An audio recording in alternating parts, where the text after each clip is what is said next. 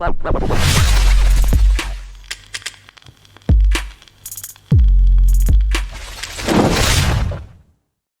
know, the amount of times I've been woken up in the night and it's just everything you own, which only fit into a black bag anyway, is in the black bag again, and we're in the back of a car or a transit van.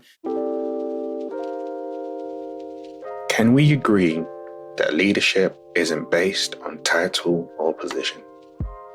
I have created this podcast to talk to everyday people who lead in extraordinary ways in their everyday lives, both professionally and personally, in the hope that it will inspire everyday people like you and me to realize we are everyday leaders. Welcome to Everyday Leadership. You're not defined by your circumstances, you're defined by how you react to those circumstances. That's one of the best ways I can think of describing my guest today, James Jackson. From dealing with child abuse, to racism, to bullying, to having a broken education which saw him attend 21 schools by the time he was 13, to suicide, depression, and so much more. He didn't let those circumstances, which went off his doing, define who he is. Instead, he grew through those circumstances and situations to become the father, the leader, the friend that he is. And we'll just jump into his story on today's episode. He shares the pain and the struggles he's had, but why he's using that to help other people to not go through what he's gone through, to help organizations navigate their issues around racism and around inclusion. Let's jump straight into it. This is Everyday Leadership. So today I have the pleasure of talking to Mr. James Jackson. We started this conversation months ago, and after talking, I said to James, we need to come on the podcast and have a proper conversation, because in fact that conversation was around talking about people we look up to, talking about the boy next door and all of that. And when you listen to James's story that's going to share today, you'll be able to understand why I just needed to share what he's been through, how he's managed to navigate that space and come through and keep on thriving and growing and evolving. So how are you doing, James? I'm good, thank you. Snippet. Thank you very much for having me. And just before we came on, I asked James a question, which is going to be how we start this podcast, which is, how do you cope with having constant conversations around your past and relieving that trauma? Because for those of you who know that James has had a very, should I call it varied background growing up, from child abuse to challenging is probably the best word. Child abuse, domestic racism, bullying, and we're going to delve into how you've coped with all that. But even right about now, having this kind of conversation, how do you feel about it? It's a really good question, because you kind of feel two ways about it, if I'm honest. There is the understanding in the space that I work in now. There is the understanding of the need to have these types of conversations, to share, as we were talking about earlier and previously I've touched on, that lived experience. So there's that way of thinking about it in terms of how do you feel about having a conversation. And knowing that you are doing so from a perspective of lived experience, from a perspective of integrity, and that you can genuinely help others understand things and verbalize things and put things in order in their mind and in their soul to some degree, in relation to some of what they've experienced and or how they can support others in a mentor relationship or a people management relationship type of way. So there's that lens of it in terms of you understand the absolute need for it, and of course you commit to it and you give everything to it.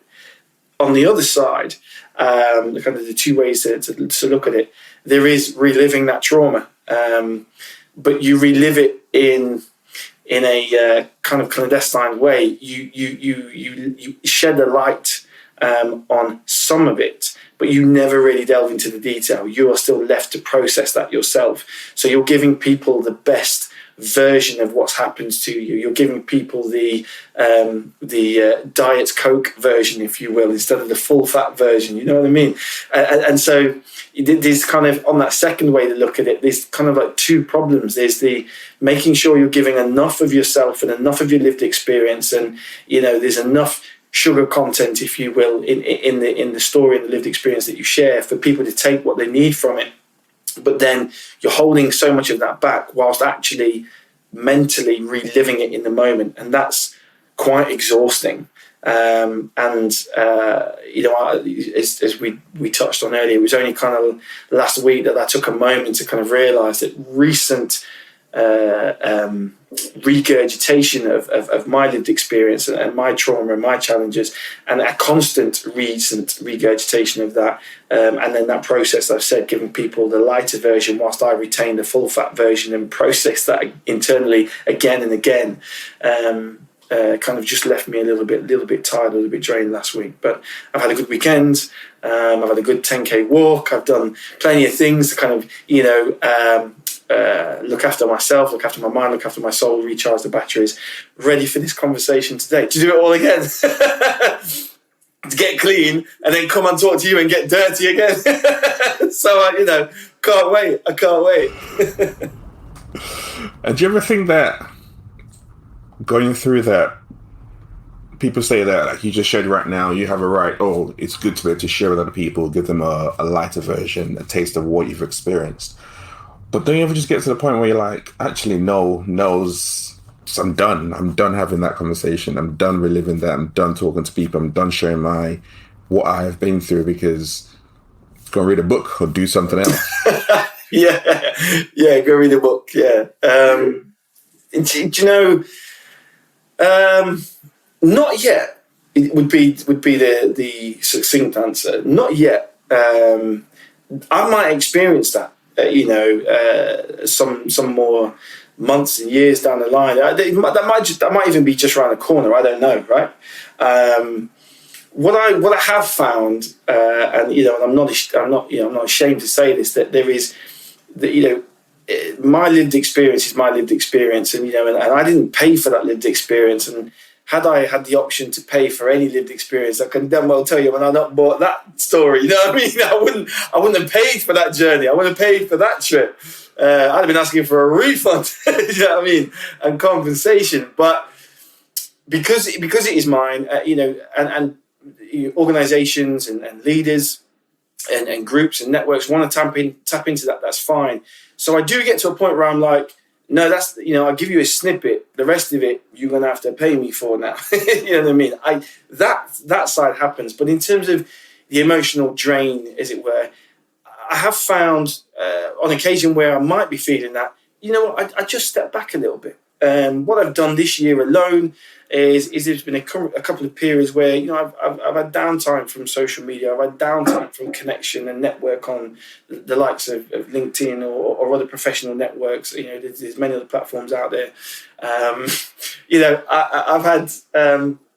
I've gone away and I've gone camping, and I've told the world I'm going camping and I'm going back to nature, and I'm gonna fend for myself, catch my own food, and live like a caveman, and just get away, as well as the incremental bits and pieces that you do, the walk or the back to nature or the downtime with the kids or and partner and so forth and so on. You've got to be mindful of that kind of stuff.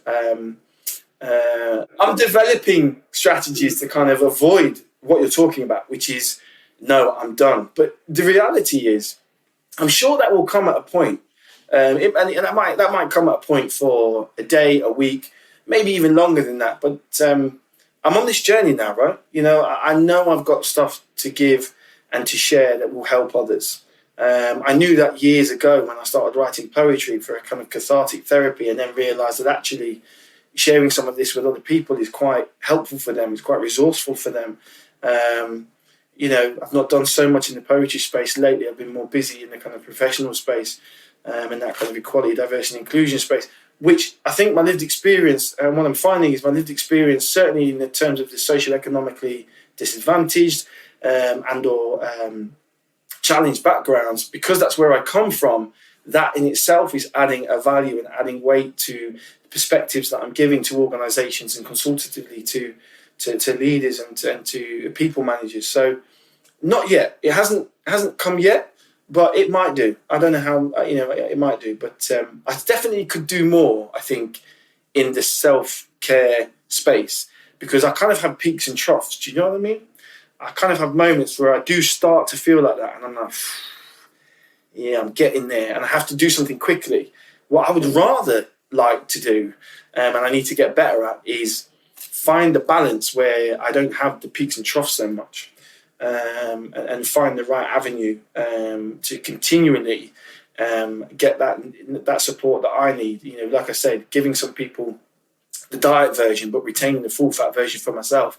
I think every time, rather than consuming that full fat myself, I should maybe find a way to offload that full fat to someone else. You know what I mean? And just tip it down the drain, for want of a better word. But obviously in a environmentally safe way. Now, one thing that you've touched on, and something that you're definitely doing right now, is using your story and your experiences to shape things positively for other people. And I actually want to delve into that a little bit as we taste some of that light Coke version of your story. And obviously, growing up as in the foster care system, your mum leaving you at 13. How was that? Sonia, we call her Sonia. Sonia. Yeah. Sonia leaving you at. That M word, unless it's me talking about my kids and their mum, I don't use that word. So Sonia leaving you at 13, and obviously you had to deal with different things from being in multiple schools. I think you went to 21 schools? Yeah, I had an utterly broken education. It was scores of schools by the age of 13. It was a huge amount of schools, like 21. It was mad. And similarly, even more addresses, more home addresses than that. Really, really mad. We had to move, right? So the simple truth is, and I wrote a poem about this, it's called Knock Knock. Skinny black kid that I was, malnutritioned, malnourished, and beatings and pain were a regular and a constant in my childhood. So knock knock, it's social services, or knock knock, it's the neighbour concerned about the screams from next door. And the amount of times I've been woken up in the night and it's just everything you own, which only fit into a black bag anyway, is in the black bag again, and we're in the back of a car or a transit van. I don't know if you remember the LDV vans, I think the Leighton D something V vans. I remember that van for some reason. That wasn't even black; it was a white van, and it got painted with metal gate paint. But but you're in the van again, and you're on the move again, and you're being walked into a new school again, and it was I can't describe. It was insane, and I thinking back now and looking at the social services system and the care system, and there are tragic stories out there, and there are more tragic stories than mine. There are kids that aren't here today to tell their story, and that's the reality. But looking back, I'm like, how did no one know?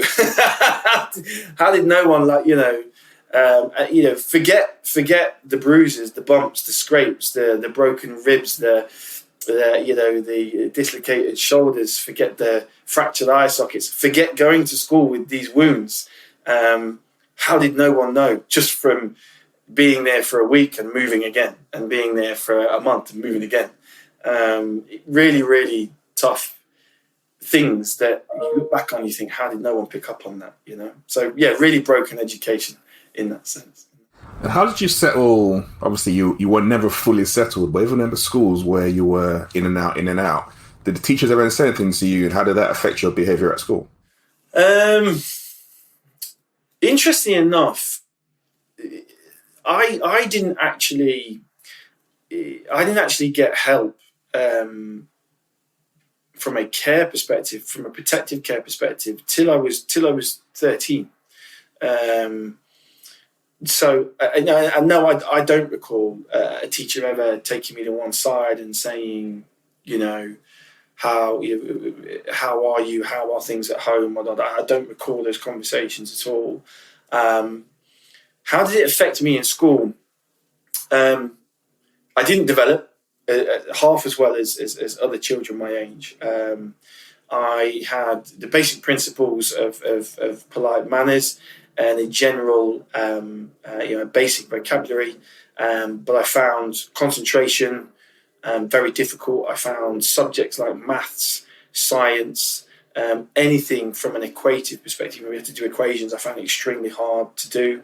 I just wasn't developing as other children were around me. And it wasn't till I was 13 and I did actually settle in a school where I finished my school term. So from kind of like 13, late 13 years old, 14, right through to the end of school, I kind of had my kind of 2.5 years at one school, did my GCSEs, didn't particularly do very well in GCSE level, but I did well enough and progressed quick enough to not be fazed by the exams, to not be put off by entering the grading system at GCSE level at that time. But I have a huge amount to thank, because my foster carers at that time were actually my grandparents. So if you can imagine it, at 13, I got up one Sunday morning to go and play football. The only thing I was allowed to do as a kid was play football or sport. That was it. I think for two reasons. One, it kept me out of the house and out of the way quite a lot. And two, I was all right. Yeah. So, to me, run 100 meters faster than anybody else. I was like, yeah, I can do that. Like, easy. Gone. I can do that. Okay. We want to enter you for cross country. So just follow the marshals and get back as quick as you can. Yeah, cool. Yeah, no problem. Yeah, I'll win that race. Yeah, well, yeah, okay. I'll represent the school. Yeah, I'll go on and represent the county. No problem. Yeah. And all this kind of happened quite quickly. Football, if I could play football, I loved football. And at the age of, I think I was 12, I was playing for an under 14s team, and the manager at the time, I don't know if I can name the football club, which is quite bad, but the manager, I won't name the football club, but it was in the Gloucestershire region, the Gloucestershire Forest and Dean region. The manager at the time was slipping Sonia, and the man she was married to at the time, my guardians, were slipping them £25 a week so that I wouldn't go for trials at Bristol City or Cheltenham So I was earning money as a kid to be kept off the radar. And I remember, because I was bullied at school, so I couldn't play for my year because I was bullied in my year. So I played for the year above, and I was allowed to play for the year above because I was capable and could hold my own. And we played the same year in a pre-match friendly, and the same year, the year I should be playing for, won everything every year, and we beat them like 10-4, and I scored 4 goals. And there was all this talk, and then I went into the clubhouse afterwards, and my guardians were just drunk at the bar, never saw any of the goals, kind of thing. And I was like back home to isolation and locked down in your own bedroom, kind of thing. So, I just remember that sport was the only thing I was allowed to do. But at 13, I left the house on a Sunday morning, and I never went back. I never set foot in the house again. I was allowed to leave to go to football. I left. And I made my way all the way from Gloucestershire to Halstead in Essex, and I never went back. I turned up at my uncle's door, because the one thing I did have as a kid, and I still got today, is I've got an amazing memory when it comes to geographical travel. I can go somewhere once and get myself back there. I don't know how, I don't know why. When I was 7 years old, I ran away from home in my pajamas, my red pajamas. I'll never forget these pajamas. They had 3 pockets in front. You keep your hands warm, 3 pockets in the front. And I ran away from home, and I lived the other side of Colchester at the time. And in the middle of Colchester, anybody would tell you, back then there was a huge operational army barracks. It was massive. And I, at 7 years old, walked my way from one side of Colchester. I think it's about 9 miles in total. Navigated through the army barracks, didn't get picked up, didn't get seen, all the way to a place called Home Farm School, where my grandparents lived. Knocked on the door and told my grandparents that my, Sonia and what had just dropped me off, and I had to go to work early, and they dropped me off. And ironically enough, I remember thinking back, everyone's bought this, Mama and my mama, my mama, as it was, we refer to, some people call them nan, grands, whatever they call them, mama. You brought me in, gave me some breakfast, and then walked me around to see my dada, who was gardening. And I remember I kind of vaguely saying, look, Jim, look, we've got a visitor, and going back with them, trundling back to Home Farm School at kind of 7, thinking, I've got away with this. This is great. I didn't. And they knew straight away something was wrong, and later that morning, Sonia and a gentleman called Frank, who was my sister's biological father, they turned up, and I was ushered into the living room, and this argument ensued in the kitchen from memory, and there was a bang, crash, and a wallop, and then I was beckoned from the living room and sent home with Sonia and Frank under the promise that no harm would befall me, which just wasn't the case. But the point is, I've had a fantastic memory in terms of being able to just go somewhere once, see the road signs, see the names, see the points of interest, and just get myself there. And I learned that at 7 in my pajamas at like 5 o'clock in the morning. So, and I did it again at 13 to go and play football, and I never went back. Do you ever look back and think about what could have been as a football player, potentially? I don't. Consciously, I don't, because I try not to look back on the experiences I had with resentment and regret. I don't think it does well to do that. And look, let me be honest, I have done that. I've spent many a year doing that. Through my adolescent kind of teenage years, and as I became a young man. But I think by the time I hit 20, became a father for the first time, lost my father, who I'd had no relationship with till I was kind of like 13, 14, and then I got to know this man who taught me so much in such a short space of time, and we became close, but lost him due to cancer and complications at the age of 20. Weeks before I became a dad, actually, myself. I think by that point, and my father played a big part in helping me departmentalize some of the pain, some of the trauma, and not to do that, not to regress, and not to live with that regret and that resentment. I remember him saying to me once, I think I was about 16, and I came to Nottingham to visit him, spend a weekend with him, or spend a week with him, or so and so on. And at the time, I just celebrated my birthday, and I think I got upset because, I've just turned 16, and I have no mother, if you will. I have no mum, kind of thing. And I think it upset me. And I remember him saying to me, deadpan, stone face, and he had a fantastic ability to summarize something into such a succinct sentence in a way that it just landed and it stuck with you, But he said to me, why are you upset by this? You can't make someone be your friend who doesn't want to be your friend.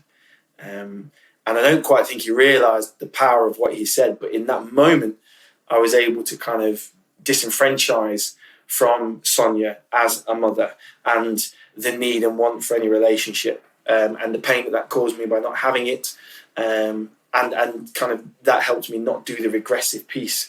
So do I look back and think what could have been? Yeah, of course I do. You know, I'm watching Aubameyang I watch Sky Sports, Thierry Henry. You know, I like to think we could have been we could have been a strike team. You know, I had that about me. I was number 10. I had pace. I had an eye for goal. You know, and I've subsequently gone on and played football, and I played football at okay. You know, I never, you know, okay standards, but no, I don't really. I need to ask, since we're talking about football, why did you support Arsenal? Like, why do I support Arsenal? Yeah, because, you know, I've got no place of origin, right? You know, I've moved about so much, and then Nottingham feels like home. You know, I've come back to what feels like home after living in Northumberland, Halifax, Essex, Suffolk, everywhere. You know, ain't no corner of this country I don't know. You know what I mean? I don't know. You know, I think it's weird because, you know, like my partner, we might be driving somewhere and I'm like, yeah, I've been to school there. And she's like, what? I mean, we're in Glasgow. We're in Glasgow. You know what I mean? No, I joke a little bit. I jest a little bit. But why do I support Arsenal? Ian Wright. It was at the time that I was really taken to football and kind of realising that I was faster than any other kid on the pitch against every team I played. And I was... I could get to the ball in the air above anybody, and overhead kicks. I was like, bang, top corner, just running off like, yeah, standard. That's what I do. Ian Wright was the footballer. He was the footballer. He was coming through. I think he just signed, or he signed for Arsenal, and he was banging goals left, right, and centre. I think Aswad released a track. Come on, shine like a star, you know. And then there was a rap in there about Ian Wright scoring, the crowd is roaring, and I just took to Ian Wright, and I took to Arsenal, and I've just stuck with it. You know, Arsenal became my team. So. Oh, the good old days! I wish we can go back. yeah. The good old days. Yeah, when we had a team. Indeed. Now, to go back to your story, and actually conscious of the fact that it was a men's day last week, and even conversations we've had in the past around like depression and suicide and stuff like that. You're someone that's contemplated that in the past, and it's a topic that I know for men especially, it's really hard to talk about, and it's the reason why the suicide rates are so high. And you've always been someone that's been very open, forthright, and vulnerable around that area. So I just wanted to ask, like, why do you find it, or how do you find it easy to talk around, if you do find it easy at all? And then what are the feelings wrapped around that? And why is it so important for guys, generally speaking, to actually talk about their feelings and deal with those kind of thoughts that they might have as well? I think, first and foremost, experiencing the trauma and talking about the trauma are two very different things, right? So, you know, I think anybody would say, and I would say and testify that talking about the trauma and the effects that it has on mental health compared to living it, I'll take talking about it every day of the week and twice on Sunday. Because living the trauma, you know, ritualistic suffocation, scolding, burning, thrown downstairs, starvation. You know, I can go on. Living that is worse than any conversation that you're going to have. Losing a loved one like my father at a young and critical age, going through that, talking about that. Compared to living it, I choose talking about it any day of the week. So when people say to me, how do you find the strength to talk about it, or you find it easy, I correct them and say, it isn't easy, but the strength comes from, I recognize the fact that I've survived. I recognize the fact that I am here. I was suffocated as a child routinely. And the two forms of suffocation I endured was typically a hand over the mouth and nose, or a pillow over my face, smothered. And I would be suffocated for crying loudly because I've been hurt and I was in pain, to effectively keep the neighbours from inquiring about the welfare of said child in the home, being myself. I've been suffocated for defending my sister. I had a baby sister, and I've seen her take a slap, and I'd rush to her aid and defend her, and and then I'd get a beating and so forth and so on. So I don't recall ever. I never recall the pillow lifting off my face, and I never recall the hand lifting off my face. I can vividly remember multiple occasions, multiple locations, multiple rooms where the suffocation begins, but I never recall it ending. I don't know if that's because it did, and it must have done because I'm here, but in what way, I don't know. Did I wake up in bed? Did I wake up I don't recall. So the fact that I've survived that, the fact that I've survived 2 thought out occasions where I thought, this is it, I just want to switch the light off, I want to close all the noise in my head, I want to close all the noise and expectation and stress and strain of life and trying to succeed with the start compared to the start that I had, and so forth and so on. Surviving that and still being here, that gives me strength, and talking therapies have helped me identify that I have a resilience that I didn't even recognize for years that I had. So talking about it's easy in that respect, but talking about it isn't easy, because you've got to talk about it and just teeter on that brink of not falling into it emotionally, because it's easy just to break down and cry. It's easy.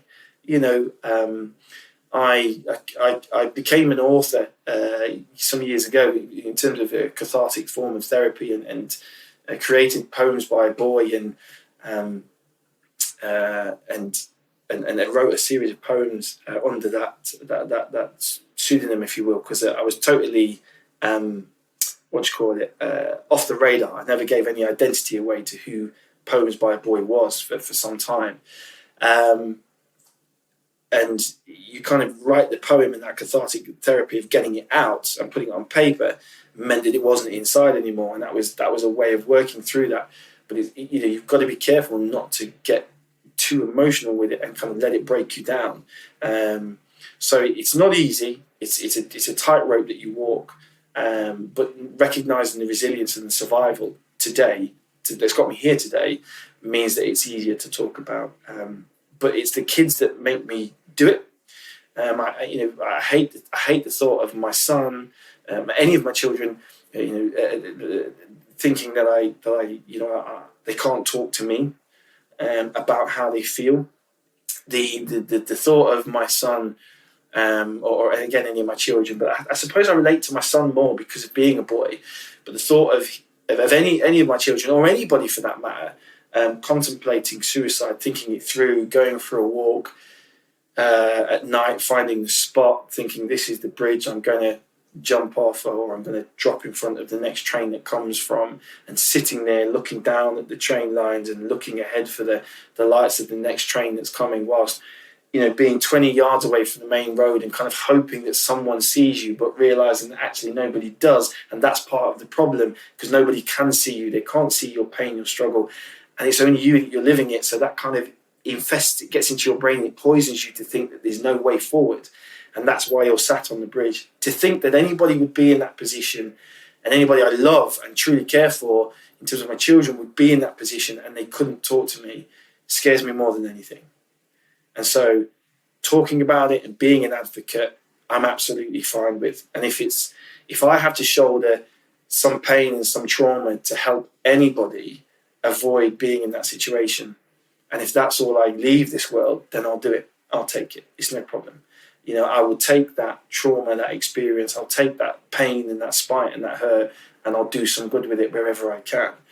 And whether that's lending it to a lived experience from a equality, diversity and inclusive perspective, lending it to a mental health perspective as an advocate, and combining the two, right? Black men don't talk about mental health. Black men don't talk about, black culture doesn't talk about it. We can talk about religion. Oh God, nans, granddads, elders, aunties, uncles. We can talk about religion, Lord, blood, fire, all day long. You know what I mean? We can talk about food. We can talk about rice, peas, plantain, stodgy rice, and fried. We can talk about that all day long.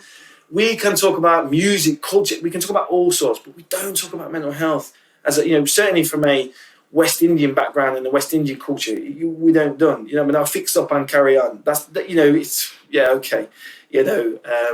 So I don't know if that answers the question per se and directly, but it isn't easy. But that's the children make me do it. The wanting to help others make me do it. The fact that I've survived it, it's easier than living it or reliving it makes me do it. So, and it's the right thing. It's the right thing. Everybody should be able to have these conversations. I need to be having these conversations because it's 2020 and the world knows that there's a problem with mental health. It knows that, and we need to be doing more to just face up to that. And I don't think, interesting enough, we're here talking about everyday leadership, and I've never really judged myself as a leader in that space, but where I have had responsibility of people management and managing teams and managing colleagues in the workplace, I decided long ago that I would start every one-to-one, every interaction with those individuals in a structured base or an impromptu base with two questions. Number one, rating of 1 to 10. How are you in work? How's the role? How's this? How are you? Tell me 1 to 10. They give me a score. I'd make a note of that score, as part of the notes from the one-to-one. And we talk about why they maybe said 7, or why they maybe said 9, or why they said 10, or why they said 3, and or whatever not. And then I would always ask the same question from but how are you? Now tell me 1 to 10, how are you? And I would always make a point of putting the pen down. I would never make notes. I would just give them the space to talk. Now, for some people, they took that all, and they took it, and we would have conversations about them and their work-life balance and the things going on at home, and then we could branch off into other conversations about how we maybe could support them more. Some didn't engage it as much and would say, and they give you the standard, I'm okay, everything's all right, and so on and so on. But what I found as a manager of people, as a leader, is that, when you come to the next one-to-one, it's such a simple thing, but you just review your notes, you ask the same question, and in the prep of that one-to-one, you record the score from last time. And sometimes it goes up, and sometimes it goes down. And where it goes down or up, you just ask the question, why has it changed? And you follow on a thread, and it shows consistency and integrity that you actually care, and you're following on the discussion, and you're creating the space. And quite often you then have a mental health, emotional, supportive discussion from that. So whether that's leadership or not, pastoral care, I don't know, but just creating that space is the right thing to do. It's the right thing to do. So how would you describe leadership then? How would I define leadership? Selfless. I think leadership is selfless. I think you must be willing to put others before yourself if you truly adhere to what it means to be a leader. You must share your success, and you must shoulder the responsibility for failure rather than put that on others, because ultimately you are leading in that space. And someone once told me, and it's resonated with me, and I've passed it on as well, leadership's like loving your kids, right? So certainly as a people manager or a program manager or a project manager or a strategic leader, a tactical leader, leadership is like loving your kids. You try and bring your kids on a journey with you. You try and educate your kids, influence your kids, but ultimately you love them unconditionally. You trust them. You don't ask them to demonstrate their trust to you before you give them that trust. You trust your children. You just give them, all of you. And in my experience, good parents, bad parents, I don't expect my kids to love me back. I want them to. Of course I want them to. I want them to adore me, they'll never adore me as much as I adore them, but I want them to. But ultimately, I don't expect it back and I don't look for it back. I just give. I give you the guidance, the support, everything you need and enough of what you want is my kind of mantra with my children, just to keep them grounded at that level. But I think it's the same in leadership. And I approach people management the same way. I trust people from the outset. I trust what they tell me. I trust what the abilities they say they have, the capabilities they say they have. And then we test that over time and we understand that, and sometimes it works out and sometimes it doesn't. Sometimes people need more support, more encouragement, more direction. But I don't expect them to like me for it, because ultimately sometimes the path that we're leading isn't the path they want to tread. I remember a couple of years ago, I set about a program of technical training, and it was very clear from day one that the infrastructure that was in place at the time, the processes and the behaviours were just archaic. They were just out of date. They were unsafe, and it needed a total transform. But the people in it that were comfortable and living and breathing it and were happy with their autonomy didn't want that at all. And so there was an element of applying that. Okay, I'm going to lead you on this journey. I'm going to trust you, and I know I'm going to get bitten at times. But you know what? When it happens, we're going to face up to it. We're going to talk about it. I'm going to give you direction. I'm going to give you option on perspective, positive gain and benefit for you, for the process, for the organisation. And slowly you'll come round. But all I'm going to do is I'm going to treat you not like children, but treat you like my kids and give to you. And eventually that will repay me. Do you know what? It did. We transformed that program of technical training. And we, I was able to lead and project lead and from vision right through to kind of, physical placement, building an academy of excellence. And it was probably one of the best things I've ever done in my career. Certainly one of the things that gave me the greatest pride. But in terms of that philosophy of treat them like treat people, treat your teams like your children, love them, and hopefully they'll love you back over time. That played out very well. Wow, that is powerful, and I definitely agree. It's when you have that kind of approach where it's very selfless, servant leadership kind of focused, it makes such a massive impact. And you're going to get burnt. It's just natural. That's how people are. But let me tell you, I've been burnt. I've been burnt, and not just by people in work. My own kids have burnt me. Jesus Christ! I mean, I love them dearly, but blood. I'm telling you. So yeah, you get burnt. You get burnt, but that's part of it. That's what you sign up to. That's what you sign up to, and even in what I do now. So am I a leader? Maybe I try to be. Maybe I want to lead thinking. I want to lead diversity growth. I want to lead people down the path of equity, and on a journey to true inclusion. But some people may like what I got to say. Some people may not like it. Some organisations may like the way I do things and may not. And in this space, you've got to call things out, right? You've got to say that that ain't good enough. Like that's tokenism. That's passive allyship. You ain't really on board here. And so again, in that space, I give. I'm not saying you're gonna like me, and I might get burnt. And recent professional experience kind of saw me go into an organisation and think it was going to be all this stuff and great, and it didn't turn out to be like that. And I got burnt. I got burnt and I got hurt by it, really. But I stayed true to me, and and then I took on the next challenge. So, which is all I've ever done.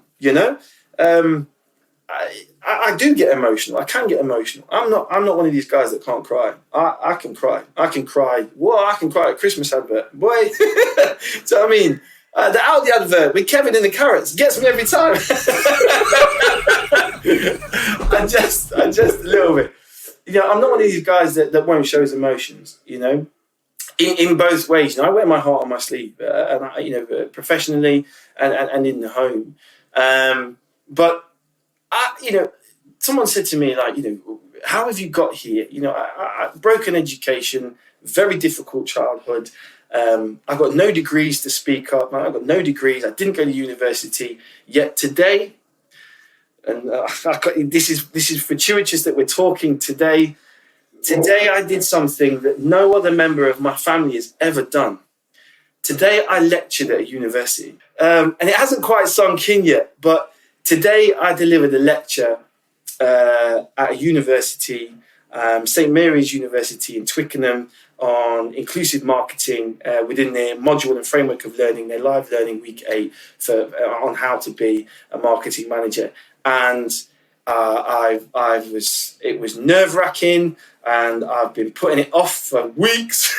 So, self-limiting belief, imposter syndrome, all of that been grabbing at me every single day. But I did it, and I'll share a little bit more about that, in the coming days. But yeah, there is a moment that says I don't understand how. I've just taken the opportunities that came along. I've listened, I've learned, I've assimilated, and I would give this advice to anybody from a disadvantaged background, from a socioeconomically challenged background. Look, we don't have the tutorage in terms of, sometimes how to pronunciate, how to frame a sentence, how to write a paragraph.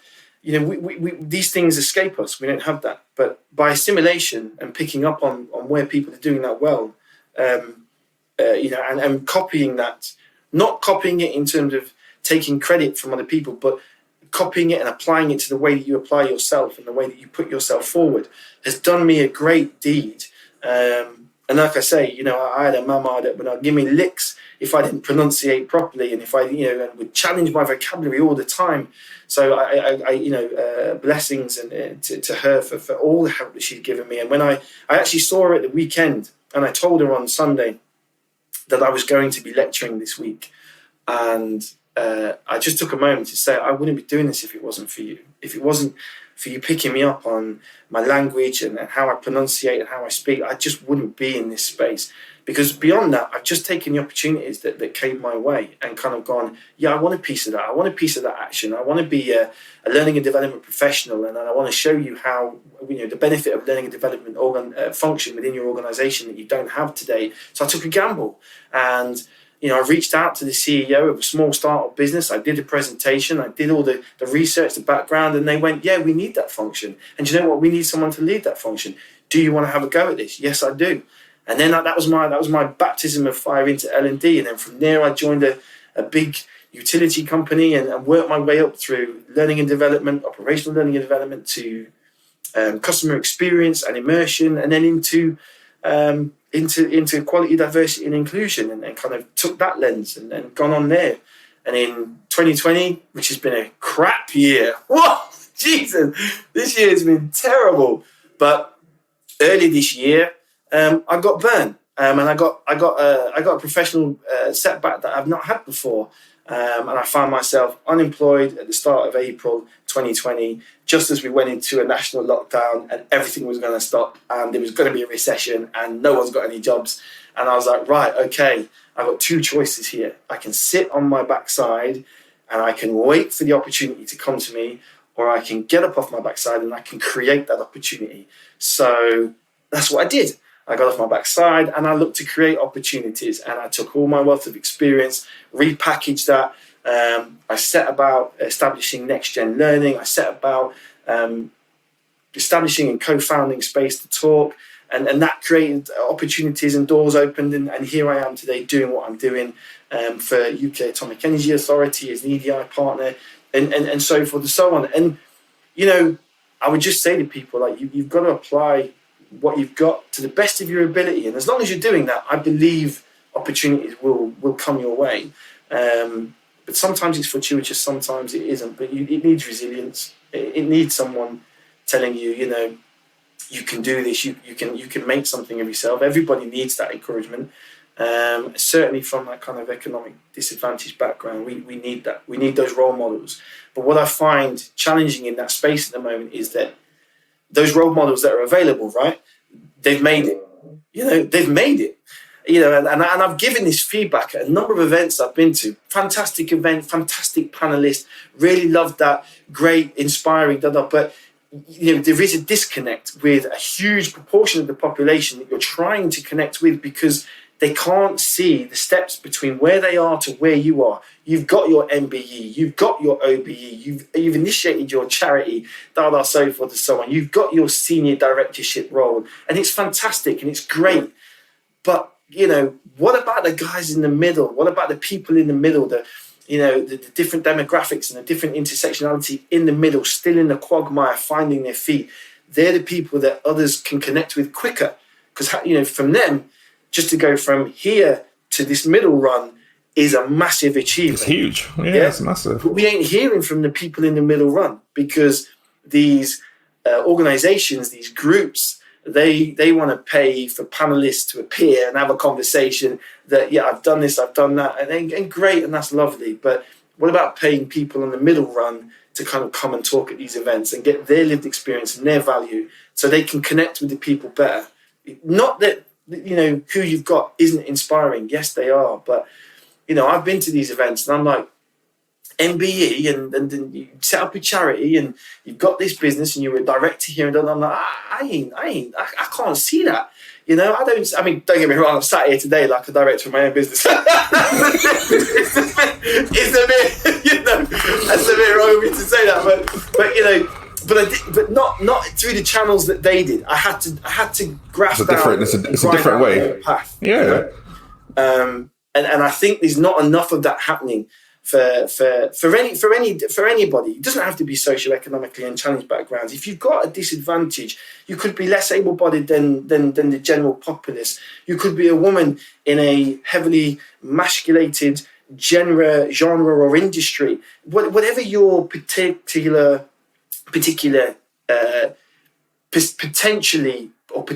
disadvantage, we're the middle run. Hear from the people on the middle run that have made that initial step, because they're the ones that are inspiring to me. That's why I wanted to talk to you. That's exactly why I wanted to have this kind of conversation. I want to talk to you, James, because you haven't yet made it. You're on the middle run. Yeah, thanks, sir, Ben. Thanks. I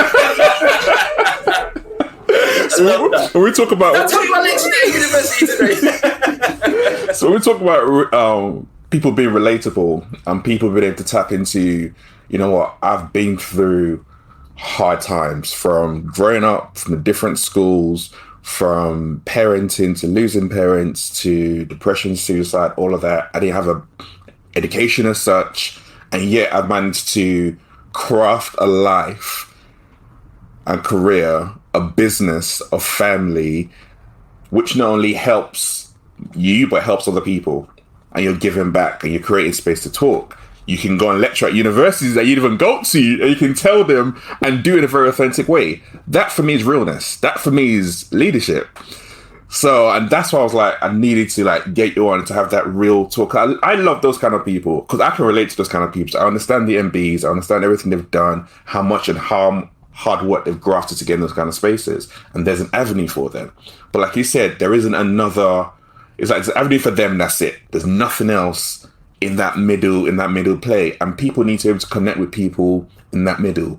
People be able to, they can look up and be like, right, that's levels up there, but that's way too far.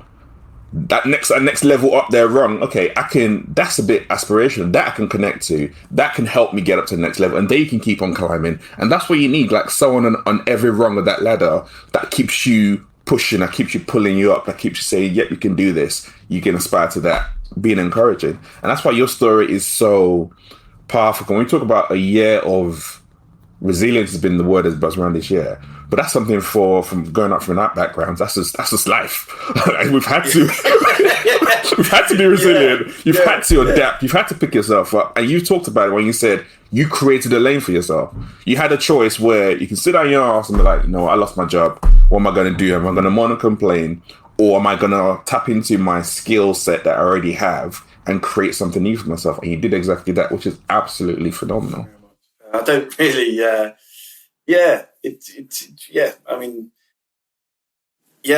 what can I say? It's been, like you say, that's our life, right? So people are talking about a tough year and stuff like that, and I'm thinking, boy, this is a tough year, but I've had some tougher years. I've had some tougher years. I've got a roof over my head, food on the table. I'm all right.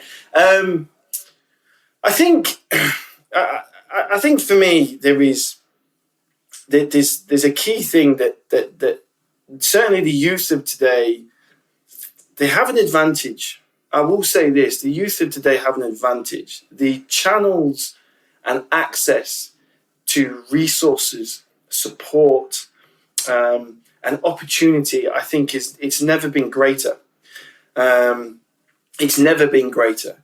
And so when I talk to young people today, and I do that, I've got a couple of people that I mentor, and then they talk to me about their challenges. I don't pull punches. I do make them, it's not hard, it's not tough love, but there is an element of, dry your eyes a bit, dry your eyes a bit. It's a real talk. Yeah, real talk. But the perspective, these opportunities are there in greater depth than they've ever been before.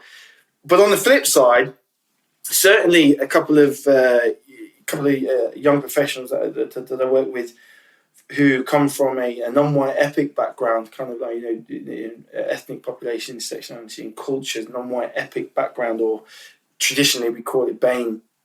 They're finding it tough right now, and what I don't recall, because of the same advancement in technology in the digital age, what I don't recall as a child, I recall racism, I recall discrimination, I recall bias. I know what opportunities were available to me and what they weren't and why.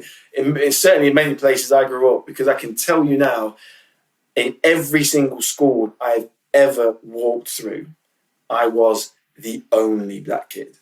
Every single school. I've never lived in a ethnic diverse part of this country, which I don't know why. Sonia didn't like black people. She should have thought about that maybe before she got with my daddy. I don't know, I don't know why. But what I have said is it's difficult times for a couple of youngsters at the moment, with the kind of race relations and the climate in the UK at the moment, because there's a lot of emphasis on that. And whilst that's great from a supportive perspective, it can also be a hindrance in terms of how they feel and how they progress. So, but the opportunities in general are greater than they've ever been before. So I think, there are people that will follow me that will do what I've done to a greater extent and have greater impact. Definitely, easily. I think that I agree. So when I look back, I think people, generally speaking, the next generation they're on a different level, but they also need the help of people like yourselves to give them that encouragement, that mentorship, that advice to navigate. And you combine that, which we didn't have, with their experiences and their access to technology, all that kind of stuff, they're going to take it to a whole completely different level. That's why it's always so important to just keep on speaking up, being in those kind of spaces, encouraging them, and keep on the fantastic work that you're currently doing. Because even not just from a professional perspective, even from a mental wealth perspective, even having conversations that we had today around being vulnerable, being able to express your feelings, all that kind of stuff. All of that is so, so important, which is not always talked about. Yes, mental wealth is talked about a lot more nowadays, but it still needs to be put out there, especially for people from ethnic backgrounds. It's still a cultural stigma behind those kind of conversations. So that needs to change, definitely. And the last question I want to ask you, what does success look like to you? You know what? That's really hard for me, because I haven't quite tapped into that yet. I don't know, is the honest answer. I know in these kind of two lenses, I think, no, three lenses actually I'd apply to that. What does success look like to me as a father, as a parent? What does success look like to me as a professional? And what does success look like to James? I'm going to sound a bit weird here. I'm not schizophrenic, right? But there are two people that live in my head, and I promised that I would share this today, because very, very few, less than a handful of people know this. So I'm going to share this. There are two people that live in my head. There is James and there is Jack. James is the polite, courteous, considerate professional. He's the one that is, talks this way and pronunciates and uses an extensive vocabulary to explore feeling and purpose and objective. That's James. And James approaches most things first and foremost, yeah? He's the one that kind of systematically, pragmatically looks at things, logically breaks it down and kind of goes, that's the way to approach this, that's the way to do that, so forth and so on. And then there's Jack. Jack is not quite like James. Jack is angry at quite a lot. And he's street, right? Jack is street. Jack is. So, I've done many jobs in my time. I left school, I did electrical apprenticeship as an electrical installation engineer. I've worked in retail. I've worked on the door. I spent 7 years working on the door, kind of Thursday, Friday, Saturday, sometimes Sunday, bank holiday nights. And it was interesting because James would always greet people on the door.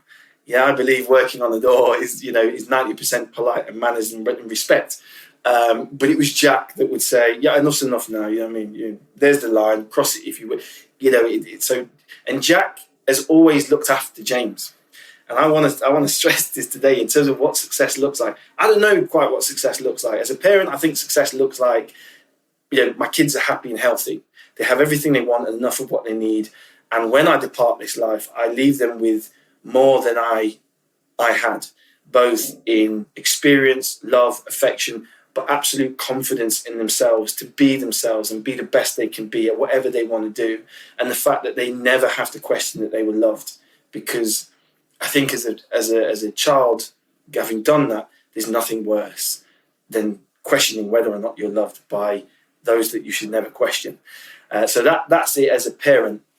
As a professional, I simply want to just give back as much as I can, and put a roof over my head, food on the table.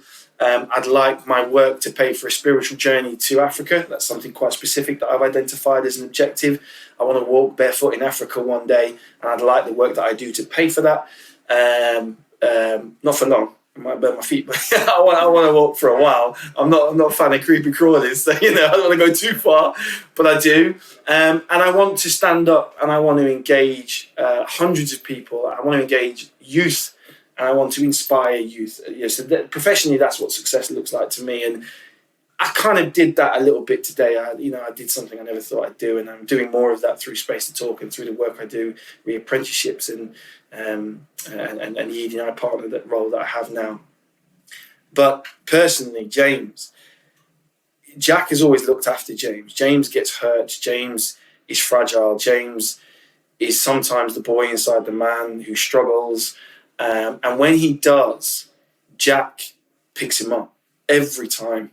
Now, whether that's picked me up off the floor, from a beating, whether that's in the home, or whether that's as a boy walking back from the fair and being battered and kicked through a fence panel just because I'm black, because I'm different. Whether that's even now as an adult, I try not to regress, and I genuinely don't regress. But there are key times in the year where that's difficult, and Christmas is coming around, and that's a difficult period for me.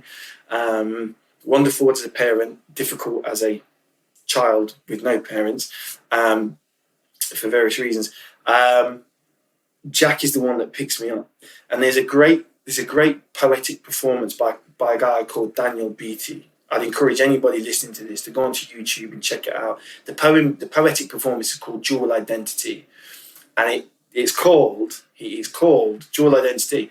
And Daniel Beatty talks about the black guy and the something in me, the N word in me. He talks about the street in me, and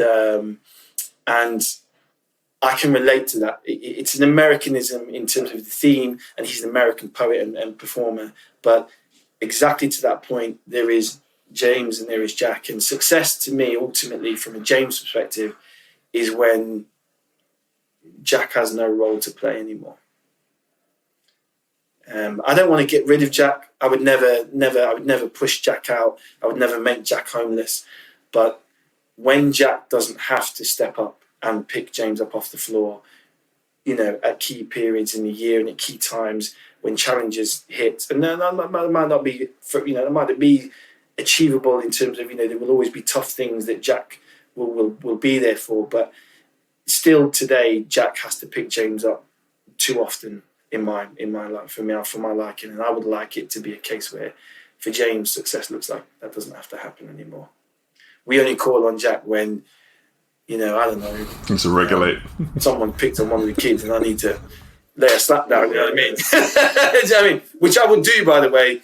Make no mistake. The other day I went to the school and they've got this queuing thing because of COVID and it was raining and my little girl is stood in the rain just getting wet and people are queuing and I'm like 20, I'm like, brass, I'm sorry, I'm like, no, Grace, come now in the car. I'm getting my daughter wet. What are you talking about? You're getting cold. So there is always going to be a space for Jack and I'm never going to make him homeless. But when Jack doesn't have to pick James up and take care of James so often, that's what success looks like for me.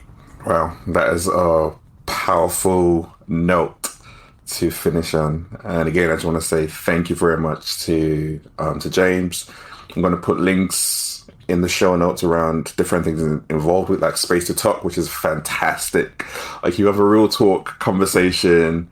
Space to Talk is definitely a great one, great avenue that he's created, and there's loads of stuff he puts on LinkedIn as well that you can definitely tap in and get involved with. And once again, I really appreciate you just sharing your story, sharing your journey. Congratulations on the talk today. I was like, yes, I was rooting for you. I was like, come on, James. So it's definitely come like full cycle, and it's great to hear those kind of stories from where you came to where you're right now, and for so much more that you've got planned ahead of you that I know you're going to accomplish as you keep on paving the way for those coming behind us and making a difference. So really appreciate it. And this is what a leader looks like. Remember that.